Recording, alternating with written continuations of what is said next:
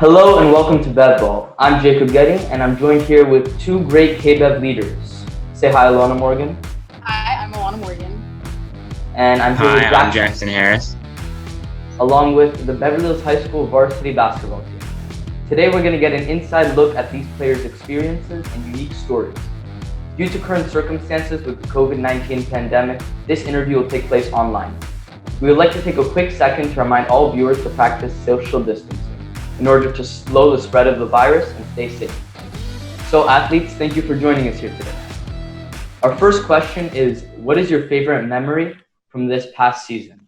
You guys can unmute yourself if you want to answer. Favorite memory from this season was definitely the bond we made. We went to down there Palm Desert, and we were out there for a weekend. And I feel like after that whole tournament, we became way closer. And that was probably like the most memorable thing that I have with this season. That's cool. Yeah, I think the biggest thing for me was the amount of time and energy we put into practice each and every single day. We worked harder than I think any other high school team. We outworked everyone, conditioning stuff and everything. I think we put 110% into practice each and every single day, which was pretty cool to work with a group of kids like that. I would probably agree with Will and say it's practice. I really enjoyed every practice. I mean, we feel like a family. It's just fun to battle with each other in practice every day and create that bond that Ben was talking about. Yeah, we had like the best group of guys this year, 100%. Like I was so lucky to be able to be on the team with those guys, with everyone. Like really, they're gonna be my friends for life. Yeah, practice is where we built that bond. Yeah, Happy to hear that. It was like an adventure to me. First year in varsity with Nick, varsity players, practices and the games, bonding with each other, stuff. Nice. I'm going to send it to Alana with the next question. Yeah, what advice has the coach given you guys that you will always remember? Oh, get your guarantees. Number one thing. Yeah, For sure. Is there any meaning behind that? The meaning behind getting your guarantees is so if we're playing in a game, for instance, or not even in a game, just in life general, like in situations, like just going after what you for sure know you can get. You get what I'm saying? Like, don't do something that you can't do. Do something that, even though you can do anything you want to do, you just gotta put your mind to it. But I feel like getting your guarantees is for sure like just going after the number one, like what you know you can get. That's what it really was.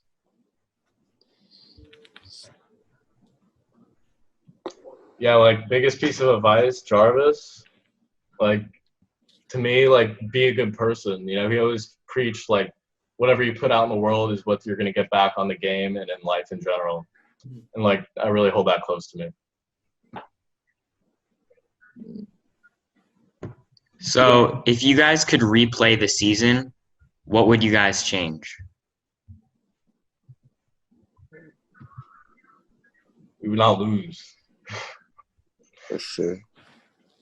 I think if there's one main thing, I think every one of us, even though we felt we went really hard in practice and worked really hard, that we would go 10 times harder because it hurt so much to lose. And we all thought we had it and we all knew we could win that game, but we just didn't. So I think we would all just go harder. That's cool. Okay. How do you guys stay motivated after losing a game, as you said, or knowing that you won't be able to play as a team for a while during the off season because of COVID-19? Staying motivated is really not that hard. It's just a passion that we all have for basketball. So if we love the game so much, you know what I'm saying? Staying away from it, I know it feels weird and stuff like that, but as soon as we get back to it, I feel like the motivation is just waiting for the pandemic to be over with and being able to go back out and being with each other. That's what motivates us. Just knowing that once this ends, we still have a lot of things to handle, whether that's going to college or Blaine, for instance, he has another year in high school to play again. So I think that's what it is. And if you guys weren't playing basketball, what other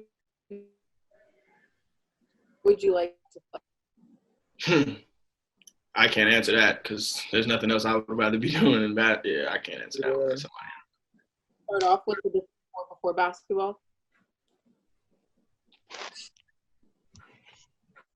Say it again. Sorry. You guys, like, some people start off with like soccer before they truly found their passion. Yeah. You guys have, like, Yeah.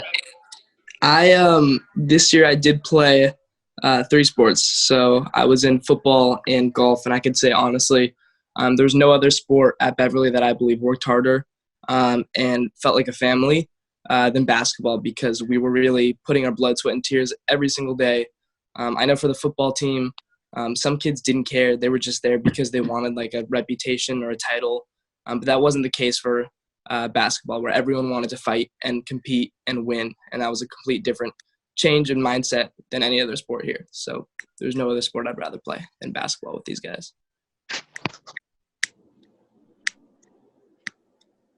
Great. Yo, say something. So do you guys have any rituals that you guys perform before each game? Yes. Yeah, we got a little clap. We got a little chant. We started a clap this year before the game. We get in the huddle. Our main thing is together on 3, family on 6 before every game, because that's just who we are. And that's definitely our ritual before a game. It's being together, coming close, and just getting hyped, and just seeing everybody be themselves before a game. What was our record? We also this pray. season? We pray. And we also pray. Yeah, what's up, Roy? He asked what our record was. Ben, do you know our record? 23-5. Yeah, Roy knows. Hey, AD. Hop out. You in the store, bro. Make sure, man, you're not showing practicing social distancing right now. You got this thing. Nah, I'm getting groceries, bro. I got on my gloves and shit. Feel me? This dude, man. Hey, my bad, though. I'm gonna mute myself. How do you guys make sure you're staying fit during the off season? Like, do you guys do Push-ups. certain workouts? You gotta work out every day. Work out and Oh, eat healthy plain food. answer. Me? Working out a lot and eating healthy food. And Go on a lot of stay runs. safe. Go on That's long it. runs. And is Yeah. there significance to any of your jersey numbers? Yeah, I have a significance. 13 is my brother's birthday, and also, it's kind of like weird, but like, I don't. It's just really just my brother's birthday. It's really just 13. He's born on May 13th, so I gave him number 13. I wore 11 because 11 is symbolic to an underdog number, and a lot of people who, especially in football, who are smaller slot receivers pick the number 11. So I picked it for all my sports, and I've worn it ever since. So that's why I picked it. I picked number 2 because I on all the competition. Thank you very much. Bro, this is going on like this is like an interview, bro, and you're cussing. Like, come on, Aiden. That's what I'm saying to get out for, bro. You're like taking it as a joke. We'll cut this part. Mine's 30 because that's my birthday. So, you know. My birthday too. I wear number 3. Theo, what's your number?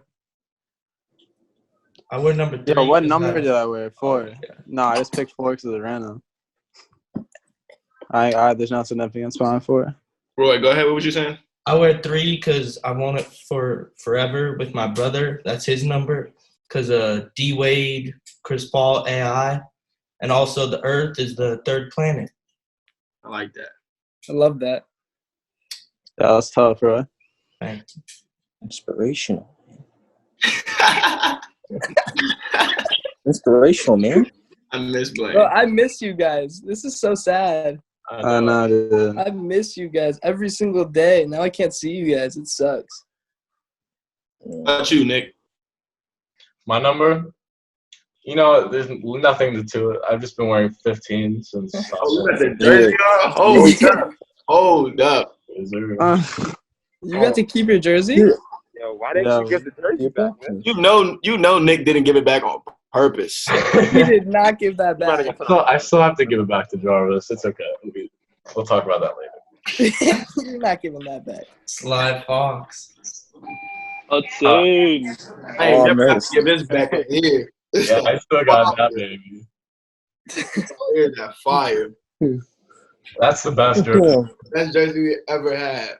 And you Dang. The jerseys this year were not that good. Yeah, they were, bro. I fucked with it.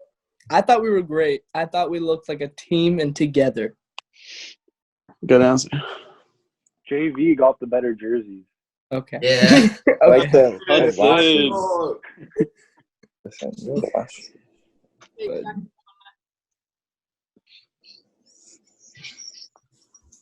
Do you have any question? All right, I have a question for you guys. Let's hear it, Nick. Let's hear it. What was the hardest practice we went through? Oh, Oh, The hardest practice we had was the day in the swim gym where Kalai was crying, and we was we were all yes. finished. oh yeah. That's We facts, ran, yeah, we that's ran hella for facts. 2 We had a hours weight that vest day. on. We had a weight Yeah, vest. we had weight vests on.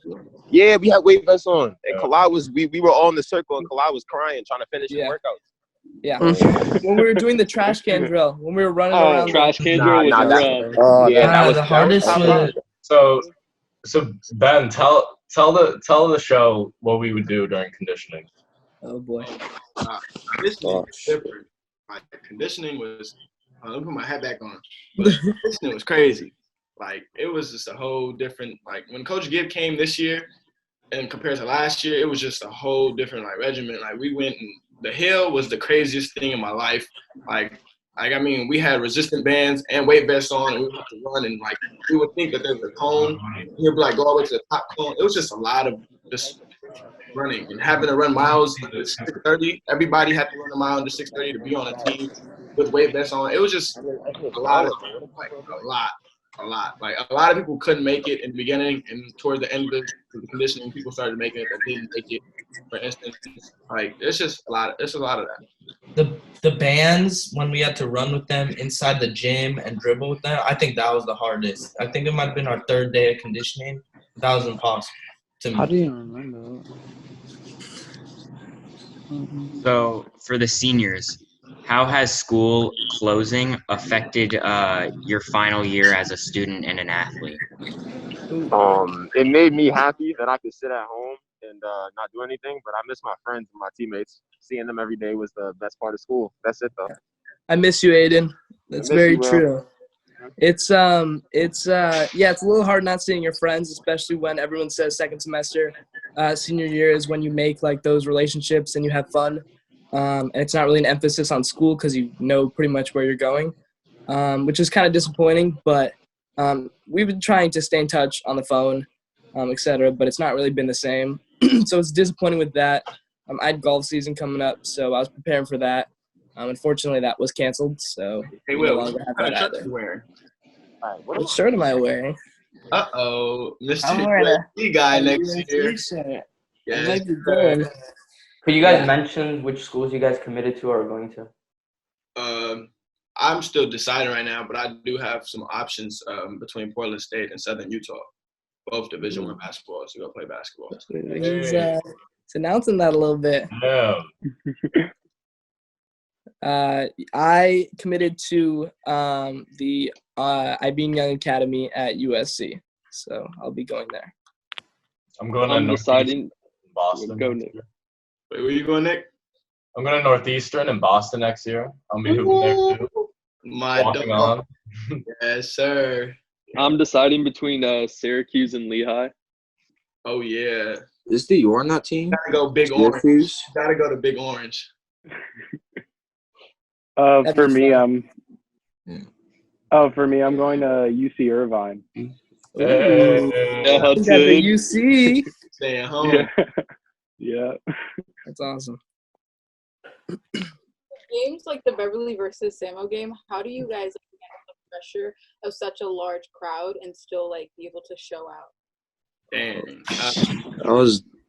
We live for the large crowds. I mean, that's something that we dream for. Every season, we're waiting for that game. It's like that's the only game that we know for a fact that it's going to be everybody there watching. I mean, we're there getting ready to put on a show. And unfortunately, the first game that we had away didn't go as planned. And I mean, I don't want to blame it on any refs. We also weren't playing as great as we should be. But I mean, it was a bad game, and we came back home and things didn't go our way towards the end of the game. But I mean, things happen for a reason.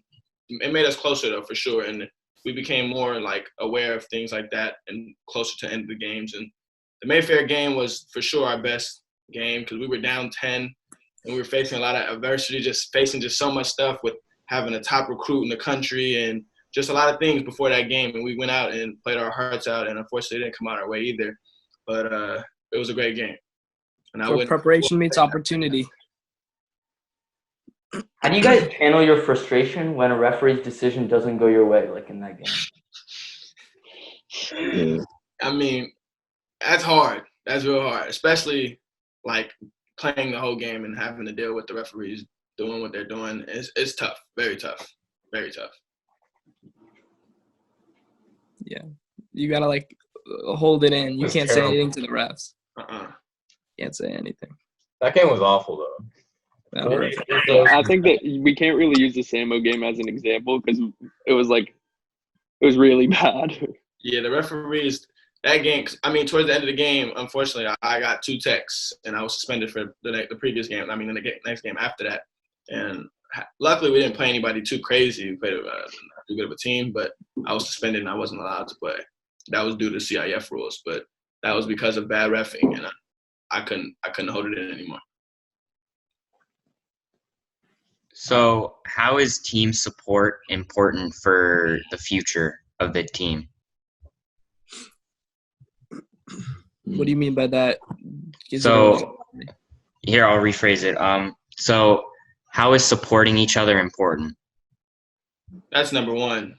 Seeing somebody else succeed and like being great and doing something good that should uplift you as a teammate, because I mean, we're all brothers. So like if I'm succeeding, Nick's succeeding. If Nick's succeeding, Daniel's succeeding, and we're just all together. So I mean, regardless, we're all gonna eat together. Everything is together. So I mean, that's number one. 100%. Do you feel that the city and the community support you guys as well? Yeah. I think they could definitely do a better job, to be honest. If I'm going to be completely honest, they are. That's true. We have some supporters for sure, but I think the city could definitely do their job and their part and trying to help our sports, and not just in basketball in general, but all of our sports. And I think that they actually do a poor job with that. I think it's And one thing, teacher. the school never showed off the basketball program. Like on the announcements, they never said anything about the basketball program. It was always wrestling, soccer. It was never really anything about basketball, even when we did something good. Except for the Samo game, that was it. Yeah, except for Samo, that's it. They didn't even care we played Mayfair. People would come to the Samo game, and after the game, they were telling us like how much they love the atmosphere and coming to that game, and how much they wish there would be more games like that. And the whole time I was just thinking, if they announced our other games and the whole student body came, all our games would have been that way, and everyone would have had a great time at all. I think they can fix it just by teachers offering extra credit, because it's four positive things happen. We get supporters, the school makes more money, kids get higher grades, and kids like the teachers more. But hey, I'm not going to complain with that at all. That's an interesting way of looking at it, and those are 4 positives. So I don't know if we could promote that a little bit. Do you feel like the It's a little too late for that, Will. Yeah, a little bit. feel like the pep rallies like bring support to or no? I mean, the pep rally was before the Samo game. It was fun. Samo game, so I mean. But yeah, according to the results, yeah, they for sure brought more people. But again, it was the Samo game, so that was a pretty good atmosphere. Everyone loves that game. Well, that's all for this segment of BevBall. I'm Jacob Getty with Alana Morgan and Jackson Harris. Athletes, thank you so much for coming on the show. It's been a pleasure. And thank you so much for watching, guys. I'll see you next time.